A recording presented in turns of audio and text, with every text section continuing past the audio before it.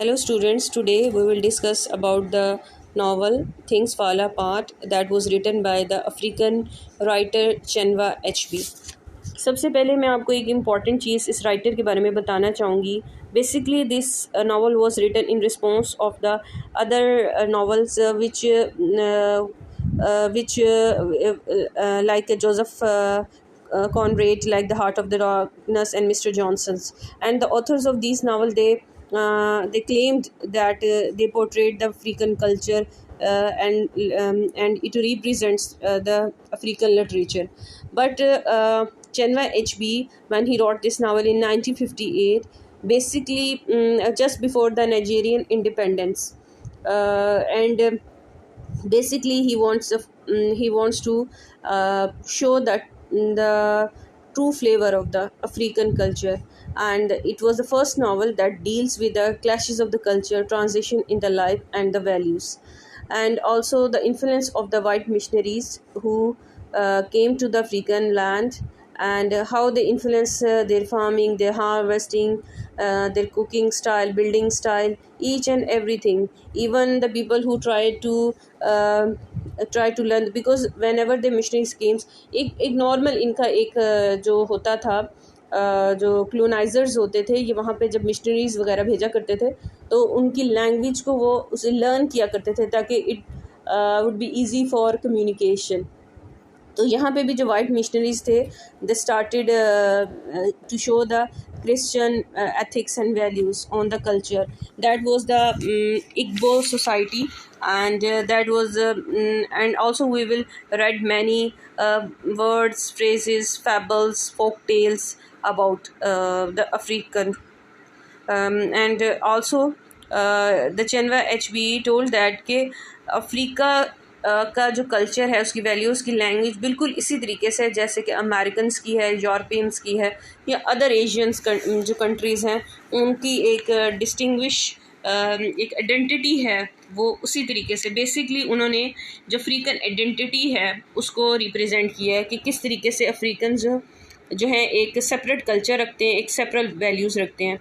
इस नावल का जो प्रोटैगनिस्ट ओकोंको था, he was hero of this novel, and but also depict the culture, the local culture, who has many wives and children.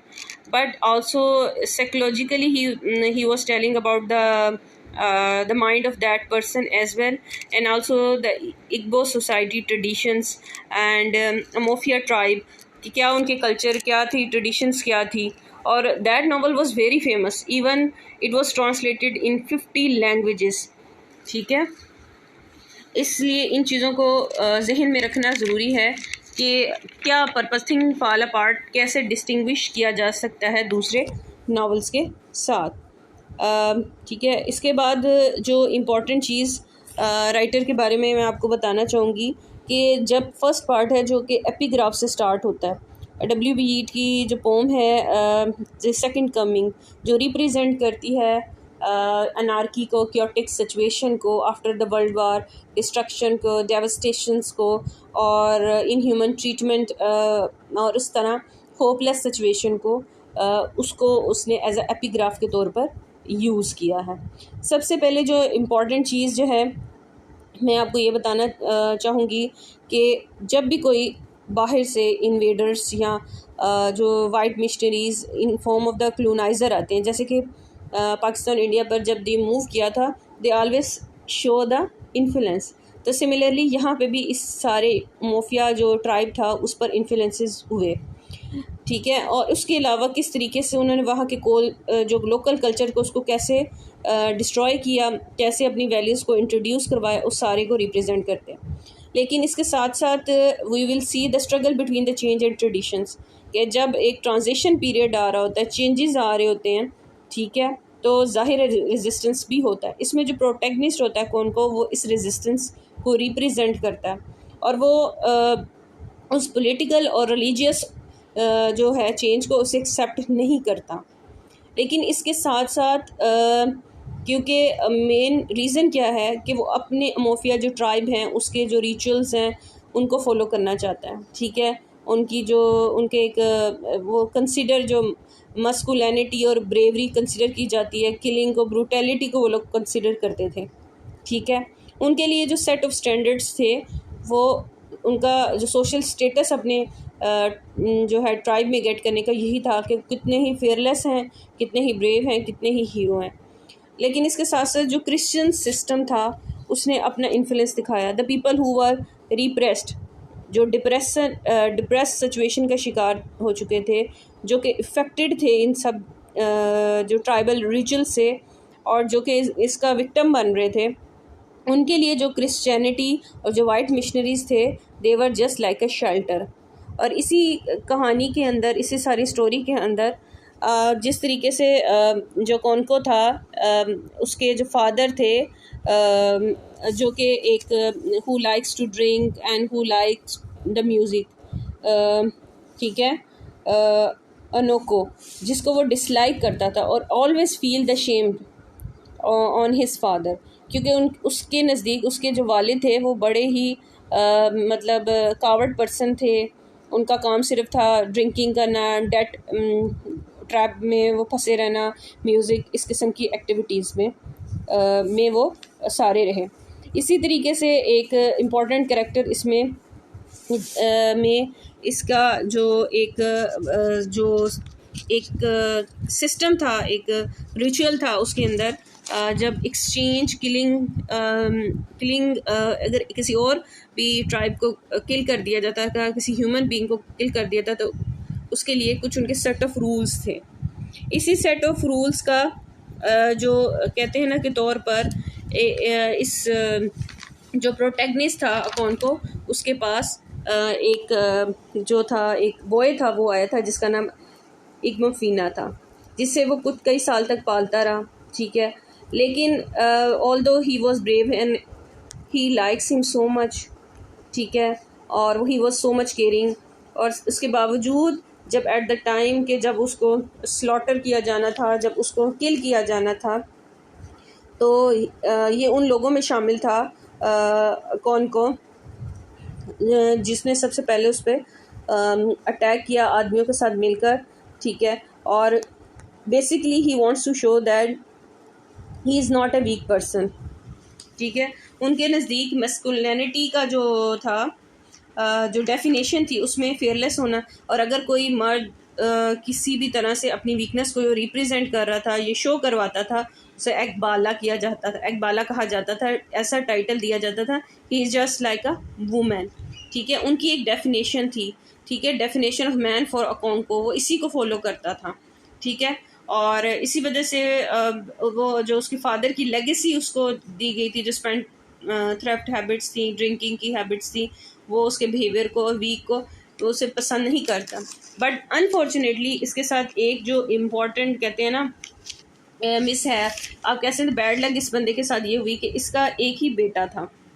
ठीक है, और जो बेटा था उसके वो जो था, he doesn't like such kind of a things, वो ब्रूटैलिटी को और इस किस्म के जो है किलिंग को डिसलाइक करता था। उसको जो नोविया था, नोविया जिसका नाम था, वो basically likes to listen the stories जो कि उसकी माँ उसे सुनाया करती थी। तो जो अकोंको था वो उसको कंसिडर करता था he is a weak person, he is a weak man. वो जो एक कंप्लिशमेंट चाह रहा था अपने ड्रीम्स की, एक वॉरियर टाइप बेटा, उस किस्म की इसमें क्वालिटीज़ नहीं थी। ठीक है, तो इसका एट द एंड रिज़ल्ट ये कि नोविया ने एट लास्ट व्हेन कोंको ने जब इग्मोफिना को किल्ड कर दिया, तो उसके बाद वो इतना ज़्यादा एग्जॉस्टेड हो गया कि उसने जो है वहाँ से भाग गया, और उसके बाद उसने क्रिश्चियनिटी कबूल कर ली। और इस तरीके से जो इम्पोर्टेंट चीज़ ये था कि लैंग्वेज इस सारे नावल के अंदर, language is the sign of cultural difference. Culture difference इस लिहाज से था, इसके एक अपने जैसे उसने बहुत से वर्ड्स, प्रोवर्ब्स वगैरह इस्तेमाल किए हुए थे, और इसी तरीके से जैसे वो palm oil, eat the words, ठीक है, इस तरह की चीज़ों को वर्ड्स जो था इस्तेमाल करता था, उसके जो रिप्रेजेंट कर रहे थे कि एक वो उनके जो कल्चर, उसकी सोसाइटी को रिप्रेजेंट कर रहा था।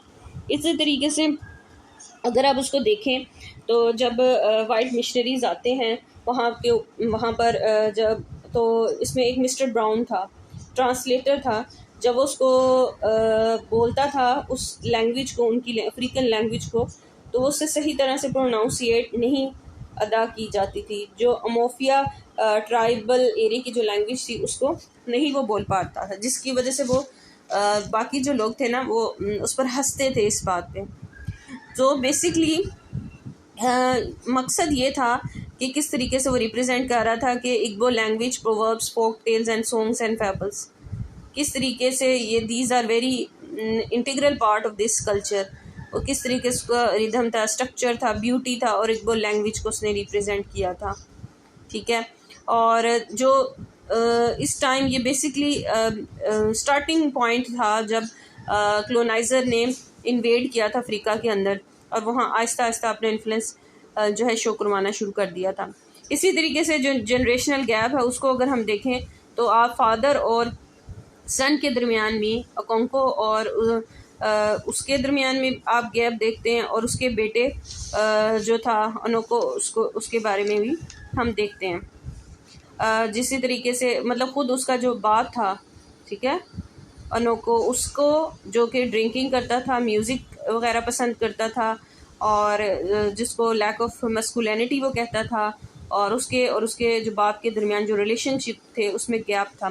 इसी तरीके से अकोंको और उसका जो बेटा था नोविया, उसके दरमियान भी जो एल्डेस्ट सन नोविया था उसके दरमियान में भी काफ़ी ज़्यादा कम्युनिकेशन गैप आप कह सकते हैं। कि वो जो चाह रहा था कि वॉर लाइक हो, और इस तरह उसके जो मस्कुलिनिटी, वो उसके नज़दीक जो डेफिनेशन थी मस्कुलिनिटी, अग्रेशन को, एंगर को रिप्रेजेंट करना, जितना वो फीरियस होगा, जितना ज़्यादा वो बड़ा किलर होगा, उसका उतना ही ज़्यादा जो एक लेवल होगा इग्बो जो सोसाइटी के अंदर उतना ही हाई होगा। ठीक है। इसके अलावा जो इम्पोर्टेंट चीज़ ये भी होता है किस तरह उस कल्चर के अंदर आदमी जो थे कि कई शादियां किया करते थे, उनके बच्चे होते थे, और ये सब, और किस तरीके से वो औरतों को बेसिकली फेमिनिस्टिक एलिमेंट भी यहाँ आप फाइंड आउट कर सकते हैं, जिसमें वो अपनी वाइफ्स को below the human beings consider करते थे। अक्सर और बेशतर जो थे they like to beat them, बात बात पे उन्हें बीट करते थे। ठीक है। These are the few themes of this novel.